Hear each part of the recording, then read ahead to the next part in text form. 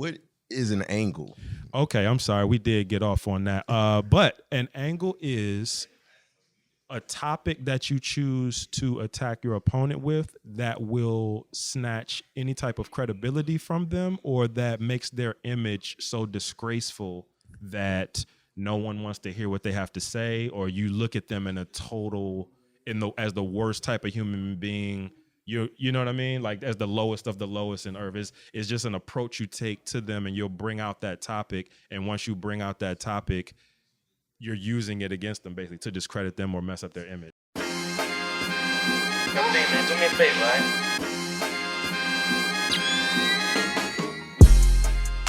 Yo. Welcome to another episode of Stay Rich in Spirit, man. I'm so excited. I got my good brother Danja Zone with me in the building today. Yes, sir. Yes, sir. Yo, bro, definitely excited to have you. Danja Zone is one of my favorite battle rappers, and I think it was an eloquent way to start off this new series we got going on with somebody from his profession, somebody from his field of expertise. So before we get into introductions, I just want to give them a good idea of the type of conversations we're going to be having over these next 4 or 5 guests I'm going to have on the show. So right now we're dealing with this idea of the difference between speech and command. What I mean by that is speaking a language versus commanding a language.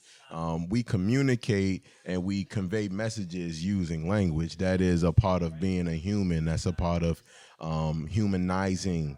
Is this idea that if I want to be able to communicate with you, you want to be able to communicate with me, we need a mutual medium that we both share so that you can understand the words that I can understand the words that you are encoding into a message, and I can decode the messages that you're encoding as well, and then vice versa. But then you have this idea of commanding language.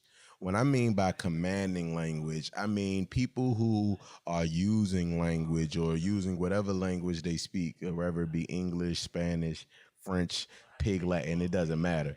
But using that language to create new ideas, using that language to manifest new concepts, or just using that language to persuade others or manipulate others to act in a desired manner.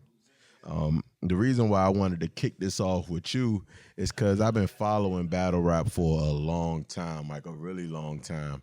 And I think it's very interesting, all of the different tools you guys employ to win a round, or to win a battle. Yep. So first we just going to start off with kind of like how you got into battle rap, and then we'll talk about battle rap itself. So what attracted you to battle rap?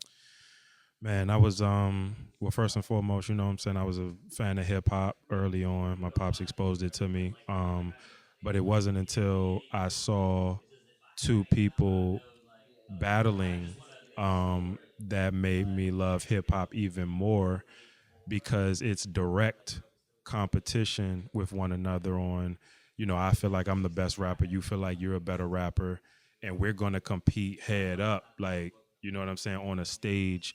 And for me, seeing that for the first time, I probably immediately got captivated by it. You know what I'm saying? With artists such as Eminem, in the 90s, Cannabis, or any other, battle rap type of MCs, it got me immediately. Yeah, that's real, man. So, I think battle rap is dope, man. Like, I was attracted to, of course, hip hop attracted me to the art of battle rap. But initially, my favorite battle rapper growing up was Murder Mook. Okay. I was a big Mook fan. The Smack DVDs? No, it wasn't even the Smack DVD. Okay. That's not even when I became a fan of Murder Mook. Okay. It was 2 things. One, it was these battles that used to come on real late at night on BET, like on a pool table. Fight Club. I knew he was about to go to Fight Club. Yeah, Fight Club is where I started, right? Yeah. Yep. That's the first time I heard the Iverson bar.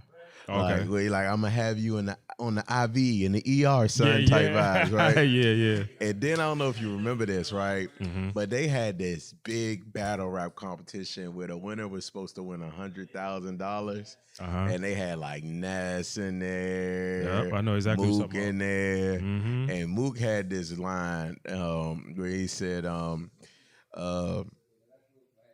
uh, remember that one move when AI shook Jordan out of his sneakers? Yeah. What made it worse, people thought Jordan had no weakness. Just Uh-huh. off of that one move AI got his fame, they forgot Jordan had 35 and still won that game. Yep. Right? So I'm watching this joint, and it's really like a combat sports using words. Yeah.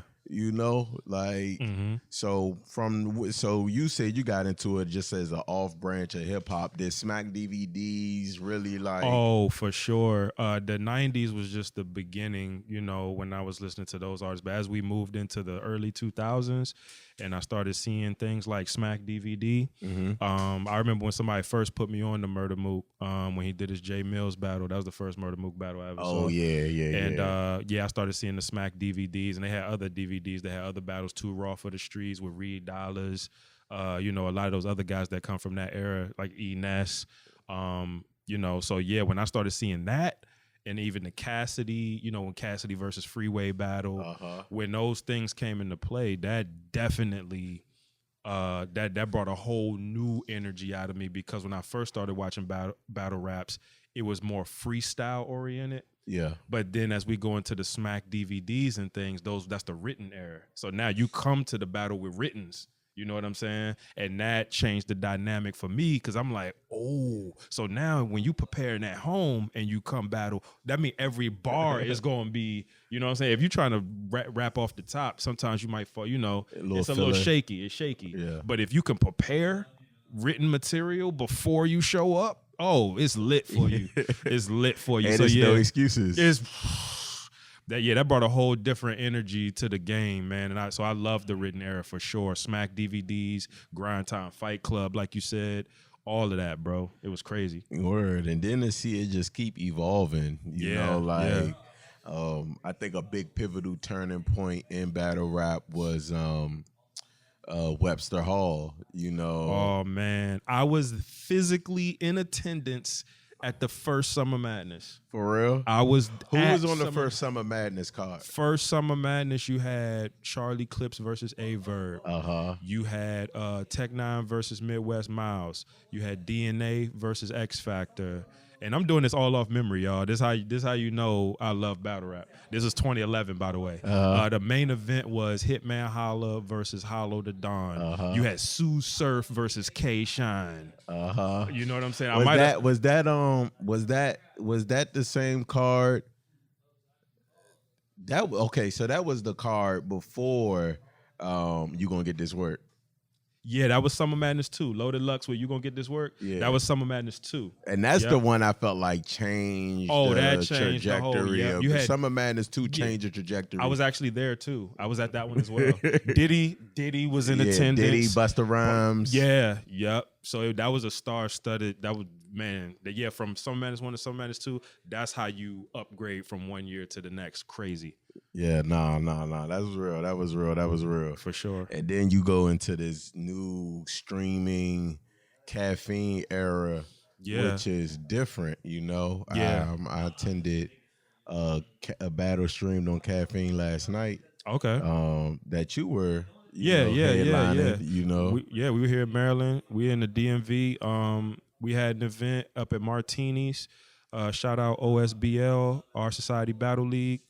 I was the main event. Me versus Funeral Fame. Shout out Funeral Fame coming out of DC.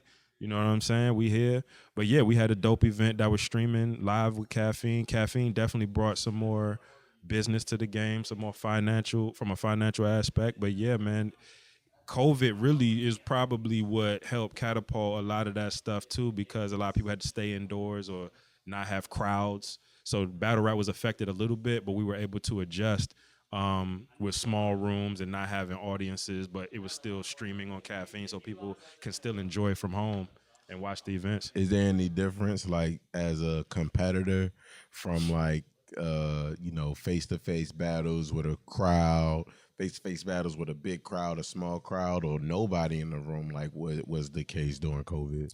Right, right. The nobody in the room thing was an experience. It's kind of something we had to do to adapt because of what was going on with COVID.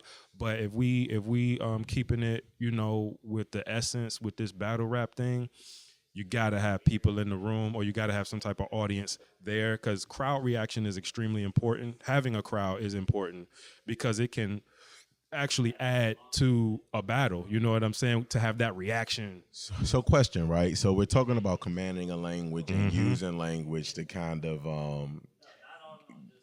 inspire reactions out of people, right? Mm-hmm. Or using language as a weapon. Like I'm using language as a literal weapon to dismantle my opponent, right? Mm-hmm. So when you're battle rapping, percentage wise, how much are you rapping to basically destroy your opponent, and how much are you rapping to entertain the crowd or entertain the listener?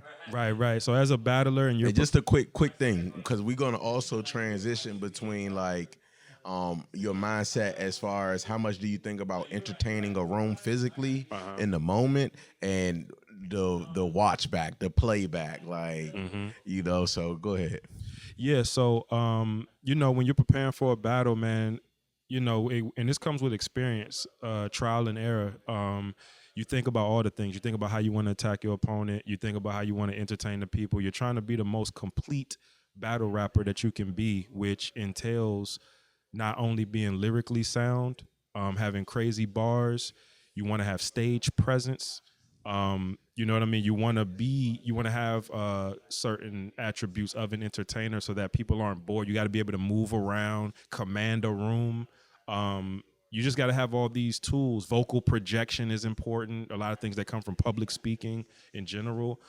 So when you're sitting down, coming up with your material, you have to just have balance, basically, not necessarily all of just one thing. So you can have certain aspects of your material where you're like, okay, bar for bar, I'm gonna kill them with some metaphors, similes, or I'm gonna take an angle, or I'm gonna speak on struggles that I've gone through in my life that come off as authentic stories that can resonate with people, and that's gonna touch their heart and their soul to the point that you can be talking about yourself and still effectively be beating your opponent because you're coming off as more authentic as the person in front of you. So I just think, if it's so many different tools to attack your opponent, man. So it's so much to choose from, and based on what type of battle rapper you are, that's what you go with. I mean, that's very interesting because from my perspective, I'm looking at it from a communications perspective, Okay. or a rhetoric perspective, right?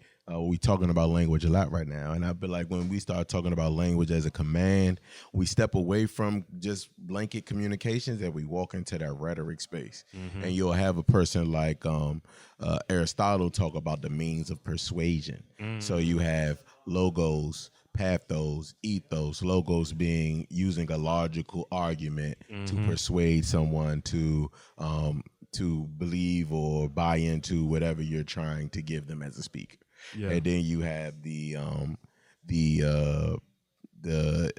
ethos portion, which is like ethics, you know what I mean? Like this message is right. So like and then you have the pathos, right? Which is you could look at it as empathetic, right? Where it's like I want to put you into my shoes. Fire. So you feel like you're walking in my shoes. And I feel like this is kind of similar to what you're doing, accessing your available means for a desired end. Absolutely. Absolutely. So yeah, man, you kind of explained it in a nutshell in a lot of different ways that we as battle rappers appeal to an audience. You know what I mean? Commanding the language. You know what I'm Commanding saying? the language. Exactly. As an MC. You know what I mean? So, and this is the first part of the battle is as an MC, which is the term we use. You have to understand that you are an MC, and you have to understand the power you have as an MC when you're on that stage and when you have the floor and all eyes are on you. You have to just be as effective as possible with the time that you have, where you have the floor. So yeah, we're using all the different languages to persuade the audience to buy into you more so than the other guy. you have all these tools, you know what I'm saying, at hand. All right, so let's get into these tools a little bit. You mentioned them already, right? Right. So like you're writing a verse for somebody, you're writing around. Around is usually what, like 3 to 5 minutes? Something like that, yeah. Right? You're writing around for somebody. You're writing 3 rounds for somebody Yep. sometimes, As right? a standard battle. As a standard battle, you're writing 3 rounds for this person. So Mm-hmm. I imagine you're thinking of some things that they'll probably say against you. Yep. You know what I mean? And I imagine you probably even doing some research on your opponent as well. Just Absolutely. making sure you got some facts straight, making sure you found some things that might make them look a little less appealing or take away some of those things that you want to do. So like if you know somebody is going to use that pathos type approach to a battle, and like they're gonna want you to, like, I'm thinking like a Shotgun Suge or like what's the big dude name? Twerk, New Jersey Twerk. Not New Jersey Twerk, but another big bigger guy. dude, much shorter. Who we talking about? T-Top? T-Top, like a Okay. T-Top. I think T-Top style is really like, this is what I've been through. Like, if you've Exactly. been through something similar or know somebody who been through similar, you're going to rock with this because you feel it, you understand it, you identify with it, right? Right, for sure. So, what are some of the tools or what are some of the approaches you utilize? Like, I want to go through them one by one, kind of, Okay. and just break down what those things are. I think you mentioned name flipping. Right. So, what is a name flip? So a name flip, this is actually considered a basic.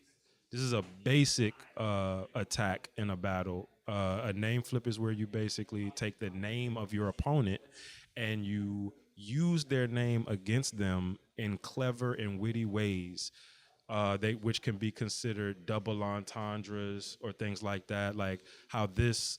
The title of this is Rich in Spirit. You know what I mean? And how you go by the name Rich.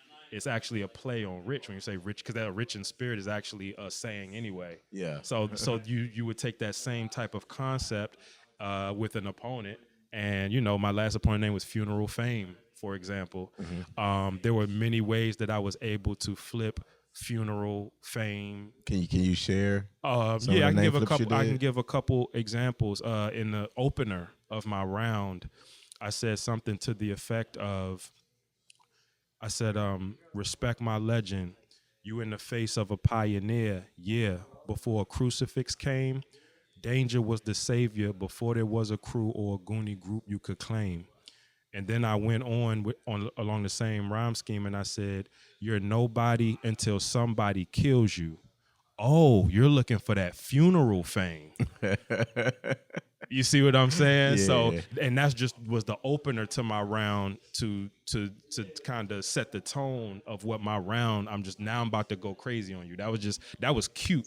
That's why I said that's why name flips are that's the first basic Basic level. basic way of attacking your opponent. A name flip is just you jabbing. If you boxing, you jabbing them, filling them out a little bit in that first round. So I'm gonna name flip you a little bit, just give you a couple, you know what I'm saying? Yeah. And then we're gonna get crazy as we continue. But these name flips, but you know, at the most elite of MCs, even the name flips with such a basic plan of attack, you can get extremely intricate and you can actually create haymakers from basic name flips, depending on how effective you're able to use them. Yeah. With your pen, you know what I mean? Nah, that's real. That's real. I just saw like probably one of the best name flip joints in the world. I can't remember the guy's name. I'm gonna look it up on YouTube. Okay. But he broke the dude letter's name. He made his name an acronym. I did see. I think I saw the same clip. I saw the Yeah. same clip. That was recent. That was recent. crazy. That was yeah, crazy. It was insane. So all right, we got the elementary name flipping. That's basic thing. So once you pass the name flipping, what are some other mechanisms you can employ? You can employ, and everybody knows, and this is with rapping, you know, anybody who comes from the mixtape era, you have metaphors and similes, which we call punchlines, basically. Okay. So where is, you know, a lot of the bar for bar MCs incorporate, like Rum Nitty, for example, the B Magic, the Fonz, the Avs, they're considered punchers, what we call punchers. So their biggest asset or biggest weapon is punchlines. Okay. Which is the effective use of metaphors and similes, basically. Metaphors and similes. But I think it's probably something more than that, right? Like, Yeah. it's not just using metaphors and similes, but it's like using metaphors and similes to like inflict like some type of intangible pain type vibe. Yeah, yeah, yeah. And what comes with metaphors and similes, because they can get really deep. You create imagery, by the way, with your words. If you can paint a picture in the audience's mind with your words, which is imagery, basically, that can make the punchline that much more effective. An example of that also, because I just had a battle this weekend. Yeah. We could do the examples all day. Let's do it. Let's do it. So I had which this was a punchline. So I painted a picture where I was using imagery where I was saying the beginning of it was I'm the one. I said something like I'm trying to irritate him till he's heated in his show. A lot of punches will be thrown, but swinging we can go. This can get Michael Jackson bad. They like leave him be, but no. Because even if we tied with the hands, I'm going to take a stab at him like the Beat It video. So in the Beat It video, which is a classic video, it's an old reference, yes, but it's Michael Jackson, who we kidding. Yeah, I know y'all saw the Thriller video, and a lot of y'all wasn't even born yet. But Timeless. Yes, but the Beat It video, if you remember that scene, they meet in the center circle and their hands get tied and they trying to stab each other. So I was creating that picture or that moment all over again within the battle. So if you saw the Beat It video, even if we tied with the hands, like even if we dead even, that means I'm gonna take a stab at you now. So if we tie, and they literally tied their hands in the video. That's what I was thinking of. They tied their hands in the video. So even if we tied with the hands, I'm gonna take a stab at them like the Beat It video. And I used the word like, which made it a simile. Facts. So you see that it was imagery, it was a simile. It was but the setup was just as important because I was creating a picture in your mind because a lot of punches will be thrown, swinging, we can go like so we brawling. You see what I'm saying? Yeah. So it's art, man. It's amazing. It's really art, and it's really high level. It's really high level linguistics going on. You know, like a lot of times when I'm teaching. I use two things. Like I'm teaching a public speaking class. The first the video I'm gonna show them is a Jay-Z concert, right? Because Jay-Z stands in one place, usually on a stool, but you could literally, the way he controls the crowd is just amazing. Like you can hear a pin drop if he's not speaking. Or he doesn't want people to respond to something, like he can control the audience in a way that no one can. For sure. All right, and then I show like a loaded Lux battle on the main stage because it just shows how elaborate he is with just his schemes and how he's trying to like really like not just break down an opponent but build up a concept in the process. Like absolutely, because you got on one end I have this opponent that I'm trying to destroy, but on the other end I'm an MC. You know what I'm saying? Like I'm still an MC, so I still got to get the people something that they can utilize when they leave here. Yeah. And my tool, my shepherd staff is the English language, right? Yeah, for sure. And Loaded Lux, man, he's truly one of a kind. That's why he has the status he has within the battle culture. And a lot of his attacking is he's very lyrically sound, obviously. But it's almost like he's talking to you as if he's trying to empower you while breaking you down at the same time. Yeah. So his language, the language he commands is so crazy. It's like, man, like he's because he's preaching to you. It's like what we call talking to you. You know what I'm saying? Word. So it's like he's giving you a pep talk. He's pulling you to the side. Like, I'm about to talk to you for a second.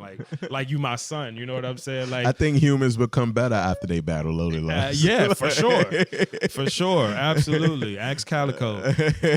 Shout out Calico. Word For sure. Yeah, word up, man. Like, okay, so we done talked about the similes. We done talked about the lunch lines, the metaphors, the name flips.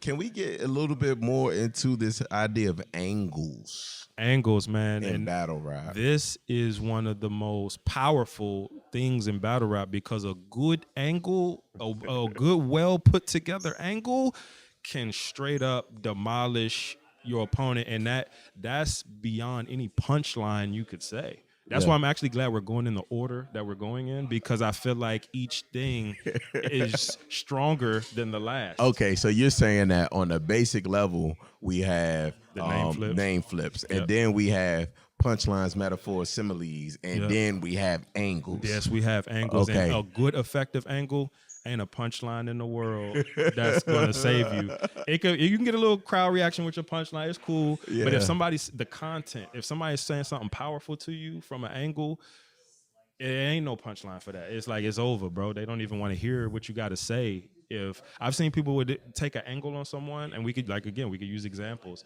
We had a situation where careers have been ended. Off angles. Careers have not loss of a battle. Your entire career now is over because of an angle someone took on you. Case in point, we got Big K versus Adi Boom.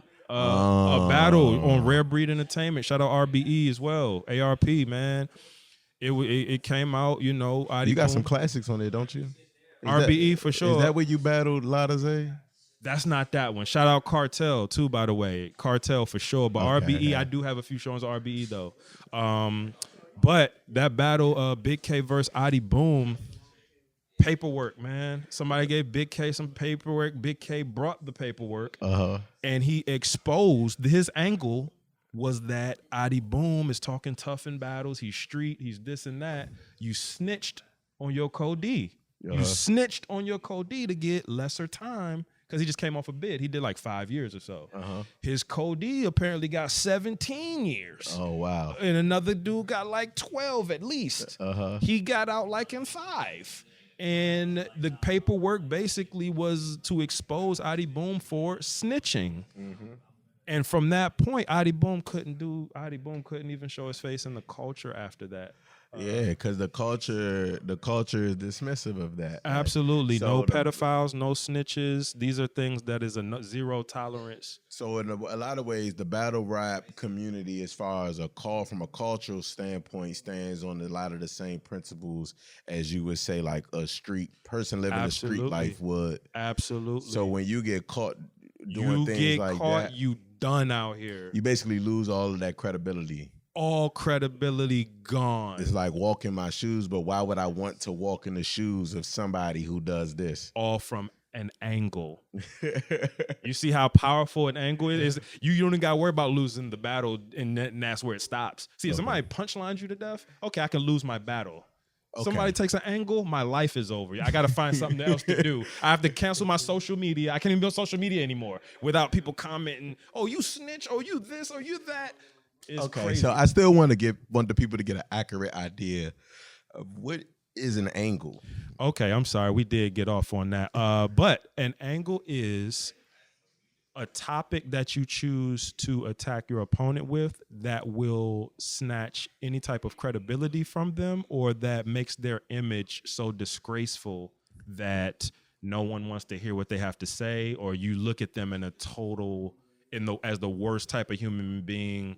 You know what I mean? Like as the lowest of the lowest in earth. It's just an approach you take to them, and you'll bring out that topic. And once you bring out that topic, you're using it against them basically to discredit them or mess up their image. Basically. Okay. Next question. What's the difference between an angle? Because I think this next one, I think it's also a very powerful tool in battle rap, which is a good scheme. You know what I mean? Like when I think of schemes and battle rappers, I think maybe Charlie Clips might be like the best schemer in battle rap. You know what I mean? Right. He'll take a PlayStation controller and turn that into a bar that you would never imagine. So what would you say about schemes? So schemes, and that's something I use regularly. Schemes are used as a tool for the crowd enhance your material from a bar for bar aspect. So if you're doing the punchlines, you can do a good scheme, and by scheme, because people who are not really familiar with what a scheme is per se in battle rap, it's a lot of word association. If you are able to, in a clever way, use word association to paint a picture or illustrate a point, that usually ends in a punchline, but the buildup was the scheme to it. Uh-huh. So if you're able to paint that picture effectively and then get to the punchline with the word association, i.e. scheming, that shows penmanship. That shows elite penmanship and elite MCing or rapper. You know what I I know mean? you got 1,000 rounds in your just As far in as your memory. examples Do of you have schemes. an example of a scheme? I scheme all the time. You're a schemer. Yeah, and you know the funny thing is when you were saying it, I was trying to figure which one I wanted to pick. You know what I'm saying? I'm trying to think of a favorite scheme people said that they liked by me. Let me see off the top, a scheme I did that I really thought that was super fire. It's crazy because I got so many of them, and You got mad schemes. I'm trying to think of one really quick. Let's see. For my latest battle, did I do a crazy scheme against him? Schemy.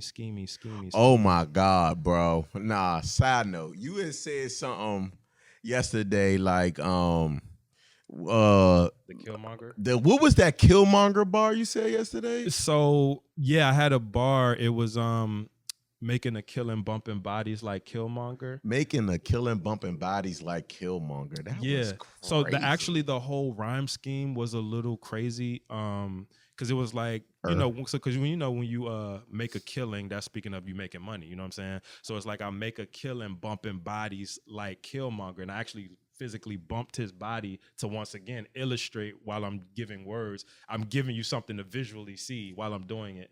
But make a killing bumping bodies like Killmonger, and then the next bar is I need every crumb. Despite what this whole denies, they see us like real monsters. So that bar was when I said make a killing bumping bodies like Killmonger, I need every crumb, as in my money, right? Uh-huh. Every all the bread, I need all. But crumb is also the name of the monster in the cartoon, real monsters. Uh-huh. So despite what this whole denies, what this whole denies, but I'm actually saying whole denies. Because crumb is the monster who would hold his own eyes in the cartoon.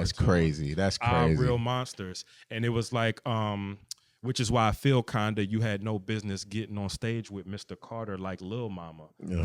So when she got on stage with Jay-Z and my last name is Carter, his last name, so it was like a whole bang, bang, bang, bang. Ladies and gentlemen, that's a scheme. Okay. You know what I'm saying? Ladies and gentlemen, It gets if you really- were wondering what a scheme was, It gets that really intricate. is a scheme. So It gets where super would you place that in the hierarchy? Would that be like under? Because I feel like a scheme is what makes a punchline Absolutely hurt. You know what I mean? Like, yes. if you punch too much, I think you fall into that be magic-y. Because you know, those guys are incredibly talented, but those guys are also typecasted as well. Like all you do is punch the be magics of the world, the avs of the world. You know, sometimes like. You know what I mean? Like yeah. So it's definitely levels to punching. Like you said, you know, be magic is going to give you the punch, 1-2 punch, a couple in your top like a wedding cake. He's going to give you that with no build up. He's just going to bang. But then you have your schemers that'll scheme into a punch like a Chilla Jones or myself. You know what I'm saying? Chilla, you, JC, y'all are like the scheme punchers a little bit. So it takes longer to get to your end punch that way because you're stretching it out with the scheme. But the payoff when you get to it, because of the intricacies that you put within your setup bars to get to that punch, it makes the payout that much more worth it. It's like, man, crazy. Man, amazing. That's like just amazing to think about. And again, all of these things, we're using English. We're using the English language with all of these different points, you know, like, and that's kind of what I really wanted to get into. How can we not only just speak a language, and the overarching point to this, which is outside of the world of battle rap, is just a community activation. You know, like I think a lot of the things we're talking about when we start getting into like illiteracy rates and all of these other things, it's not that we don't know how to speak English, it's that we don't know how to use English to achieve our desired ends. So how can I use this language to get me what I want, right? Yeah. Like, so So how can I scheme in real life? You know what I mean? What angles am I taking in real life? Like, what's my punchline so that I can convince or persuade anybody to fall to my will? You know what I mean? Like, what metaphors am I drawing from my life experiences that I know other people can relate to that's going to further me get to where I'm trying to go in life? Like, that's the whole purpose. So if you can see it in battle rap, if you can see it in music notation, if you can see it in your everyday life, then it's a chance that you can mobilize these tools and use them as a weapon to achieve any goal you set into your periphery. Yeah, you for know? sure. Yeah, for sure. So, Man. all right, we got that out the way, right? Yes, sir. So, what's your favorite battle that you participated in thus far? Favorite battle of mine, man. I have a few that's up there but just to name a few, I do obviously me versus Ladaze, where You versus Ladaze was crazy, insane. You know, he threw a white flag, threw a whole towel in, white flag, surrendered. Crazy. Me and Danny Myers, I think, had a real that was goodie. a classic. I have quite a few of them. Me and Daylight out in Oh LA. my God, bro. I'm sorry. I know I asked you, bro. I'm a big fan, so I do have a couple of my favorites. Okay. Of your performances solely, not the other person. Not the other person. Got just you. my favorite Danja Zone performances. Got you. You versus R Streets. Oh man, shout out R Streets. He wasn't on Smack after that. I know. See what I'm saying, people? Do you see what I'm saying? And I remember the scheme that ended them. Man, see, it's unfortunate, man. What you say? You watch who you stand in front of. Was that him? No, that was Ladaze. That was the Ladaze. I know why he threw that towel. And he wasn't looked at the same after He wasn't. He threw a white towel in.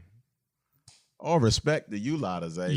Yeah, man. Battle rap can get real for people, man. Hold on, bro. You went in on our streets though. Yeah, that was the one, and a lot of my battles are actually in other people. That was his hometown. He's R Streets. The R is for Raleigh. We were battling in Raleigh, North Carolina. Just to give y'all a Didn't you say some shit like "we are the streets" or something like that? Yeah. He because I was basically using angles against him. The first round was the name flips, the punchlines, like we just said. When you start getting into round 2 and especially round 3, we start taking angles, and it starts getting dark for people. So yeah, R Streets, that was another really good win for me.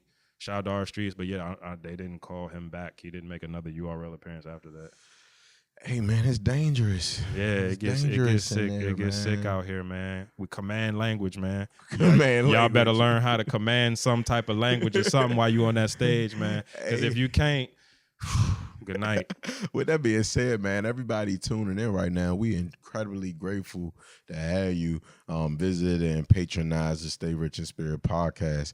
As you may or may not know, we have officially moved to Patreon. We are a subscription-based podcast now, and if you're interested in subscribing, just click the link below, and we'll be lucky to have you on our onboarding process. But, back to regularly scheduled programming. We got our boy Danja Zone in the building today. Yes, sir. And we talking everything battle rap. We talking about commanding the English language, and we're talking about just all of those things, and just the power of words, the power of language, how we can really mobilize these words and to create things that we never thought before. The point I wanted to make is I wanted to talk a little bit about why I chose this topic, right? And I chose this topic because it's kind of at the heart of my dissertation work, where I'm looking at language, but I'm not looking at language as words. I'm looking at language via sounds, right? Okay. So people don't understand that every alphabet has a value as a sound. So when you see R, and we just talk about, when you see R, and then you say a, right? Ah has it's a value associated with the sound ah. It's a value associated with the sound r. You know what I'm saying? So you put those two together and you got Ra, which in Egypt would be like the God. Egypt, and it would be like the all-knowing, all-seeing God, right?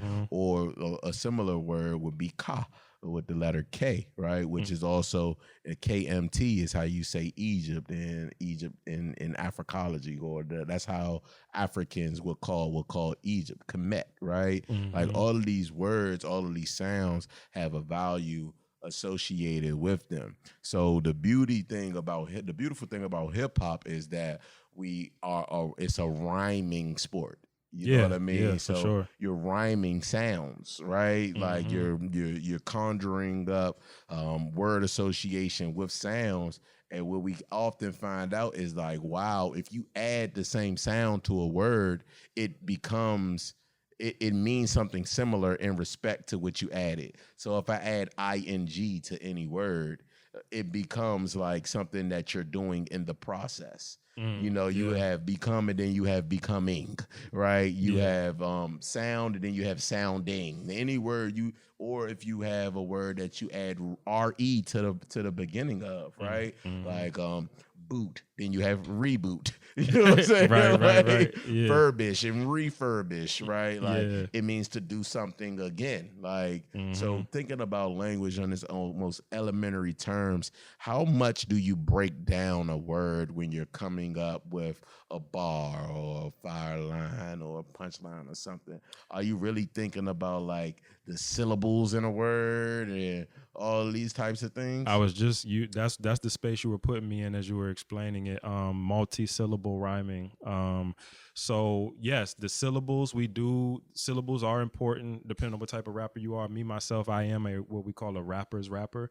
So I do rhyme a lot more than probably your average rapper, and I do a lot of multi-syllables and even the different tenses of a word, whether it be past tense, present tense, past participle. I was literally about to ask you, do you get into tense? Absolutely. And me being heavy on English anyway, that's one of my strong suits. So it's important for me for the bar, like things as little or as detailed as or what tense the word is in, that is important to me. I will change the tense of the word for the bar to be as effective as possible, or for it to make sense versus not making as much sense. Is like, okay, this word goes with this word, you know what I'm saying? Helping verbs and things like that. So yeah, absolutely. And I imagine that also protects you against like the villain of battle rap, which is the reach. Oh my goodness, man. Real quick, what we call reaching in battle rap, for those that don't know, is you either try to bend a word and that's not even how it's pronounced, or you try to pronounce a word in a way where it has a letter that's not even in the word. Example being, shout out to Dot, the reach god. Dot. You know, his most famous punchline, he tried to flip the word umbrella to make it a double meaning with Beretta, which umbrella, it has two L's and not two T's, so it was completely wrong. So it was so wrong, it was absurd and ridiculous that he got famous off of it, and it just carried over the years, and he just adopted the name Reach God, and now he started reaching on purpose, I guess. But yeah, man. But yes, absolutely. Excuse. Now, it's a difference between reaching and word bending per se, because you have a lot of rappers who have word bending. Word bending. I just brought another term in here. You just brought another term. What so in the world is word bending? Wow. Word bending. I call word bending when you have different people. Like, it's so important that we're speaking language, right? And how people speak. You have people with different accents, right? We all speak with different accents depending on where you come from. So you have people that's from the South, they have more of a tang, or they, like, you know, Houston, Texas, rappers from Houston, right? Still coming down, still roaming round. He's saying down, but it sounds like he's saying dying. Yeah. Like you dying in somewhere. That's word bending in itself. So if you use your accent to rhyme a word that doesn't typically rhyme, you're word bending now. But you're just using your natural accent, even though it's like dialectical rap. Even though that's not how you properly pronounce that word. You're using, because this is informal. Rapping is informal. It's going down. Everybody dying. Yeah, it's going down. So you're going to rhyme dying with something like line. You're not going to rhyme, but even though the word is down, you should be rhyming it with frown. but you're rhyming dine with line. You see what I'm saying? Because of your accent. Yeah. So people do that all the time. So it's like a little Word bending. cheat. It's like a little, It could not be a cheat, but like a loophole in the yeah. reach. That's I've not a reach. That's a word bend. I've definitely used it. Any people, use your accent. It's your accent. It's informal. You want them to get to know you. This is not a formal job interview. This is you get letting them get to know you. You speak, you talk how you talk. That's why hip hop is so refreshing. You know what I'm saying? So you get to let them know what's up through your speech. You know what I'm saying? Did you have an English background? What do you Did mean, you have any background like as far as schooling is concerned? Yeah. I was just I took some, obviously English courses like in high school coming up, and maybe some I did some years in college, but so English was one of my strong suits, English and math. So English, so I could speak properly, and I speak with diction. You see what I'm saying? And I could switch it up. I could speak properly, or I could just relax. Yeah, I can relax and then let my accent, my DMV or whatever accent, whatever. The THs that's become supposed V's. To be a whatever. Yeah, the THs become V's. That's my brother. That's my father. It should be rhymed with clever, but now it's being rhymed with better. Mothers. Yeah, or mothers. Mothers. Yeah, that's what we doing for sure. Yeah, nah, that's real. So we really get into like rounding up the show and everything, and I just wanted to get some roundabout ideas, like who would you say are your favorite, not limited to battle rap, hip hop overall, who would you list as your top 5 commanders of language in hip hop? Wow, that's amazing. From the topic of commanders of language, shout out to the DMV commanders. Y'all like that? Y'all like what I did there? I didn't even peep that at first. Yeah. But one person that comes to mind automatically, DMX. When you talk about commanders of language, Tupac. Those people, like, when they talk, it's like a different type of feel. Like the word command in general just captivates you when those rappers get the rapping. So let's see, I got DMX, I say Tupac, I would say Jay-Z. We got 2 more. I would say let's see, commanders of language top. It's so many names in my mind. So many names. You only got 5. You only got 2 now. Yeah, I only got 2 left, right? Man, that is so tough. Who was like really strong? I show the South some love. I ain't gonna just keep it all up north and all that. Let's say T.I. I like T.I. When it comes to the topic of commanders of language. And one more, I'll say we can go to the West, show the West some love too. I would say actually the West is tough when you start talking about commanders of English language. Cause like you got Snoop, you got E40. Yes. I was thinking about both of them. That was like the 2 I'm thinking of. I was thinking about both of them, which you can't go wrong either one. But just for off the sake of conversation, I'll just say Snoop. But shout out to E40 because he's very unique in that way. Snoop is too. You know what I mean? But yeah, people who start speaking their own, they're so original. They speak their own commanding language. Yes. It's crazy. They'll use a language to create their own language. Yes. I think DMX is a very interesting choice. DMX is a name that I didn't used to put in like my top 5 all-time rappers. Right. But then I started really looking at the body of work, and I realized like when DMX was rapping, like it was no room for nobody else. Like, yes. He was Michael Jordan. Yes. No doubt about it. DMX he won every prime, chip. Yeah, you know what I'm saying? DMX in his prime, I think people like Jay-Z was chasing him. Like, Jay-Z was opening for DMX. Yeah, like you know what I'm saying? Yeah. Even though Jay-Z technically came out with the Reasonable Doubt album before DMX came out with Us Dark and Hell Is Hot. You see what I'm saying? Yeah. So it get crazy. But yeah, when DMX, his style was so unique and he commanded the stage in the way it was a different type of feel, man. Yeah, and then he went into he had multiple tools that he used to like steer the spirit of people. Yeah. Like when DMX come on the stage and he just start growling, it's like that's a language. Yeah. You know what I'm saying? Like Yep. that growl is a language, you know, and it's a language that people understand no matter where you're from, because dogs are loved everywhere throughout the world. So when you hear that growl and it's really like sound like it really sound like a pit bull, like you know what I mean? Yep. Like it employs language. I think when I'm thinking about the South, I always go to Andre 3000. Yeah. As like my South representative, bro, because the way he's able to use words and things like that is just ridiculous.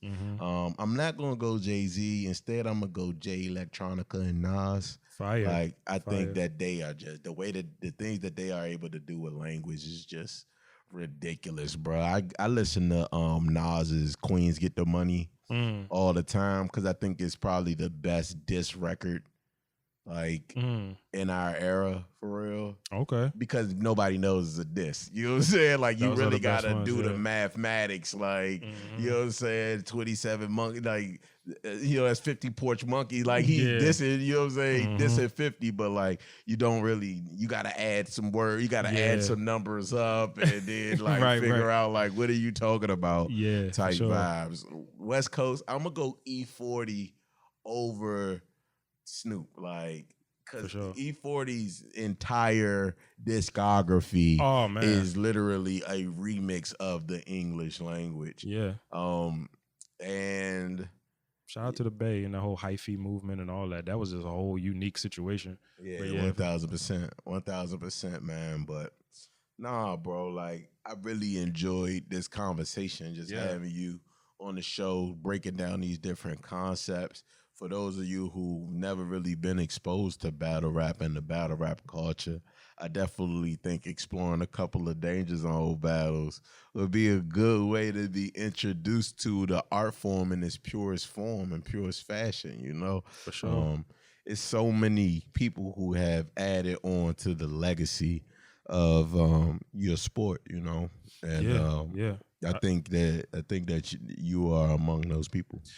For sure. I appreciate you, man. And it's an honor, you know what I'm saying, you having me up here. Anybody who isn't familiar with my work, or if you don't watch battle rap that much and you want to, you know, get a feel for, you know, battle rap and what it is, definitely look me up. I'm on YouTube, Danja Zone, but that's Danja Zone, 2 words, at Danja Zone 16. If you want to follow me on IG, Twitter, I'm on social media. Check me out, man, for sure. For sure, man. I want to thank everybody for tuning in. Everybody who subscribed to the Patreon. Truly appreciate that. Your support goes a long way into helping me keep doing this thing, keep bringing on dope guests, and keep talking about subjects and topics that's going to enrich the spirit for years and years and years and years and generations and generations and generations to come. With that being said, peace, love, and positivity. I look forward to touching back base with you guys soon. Love. Yes, sir.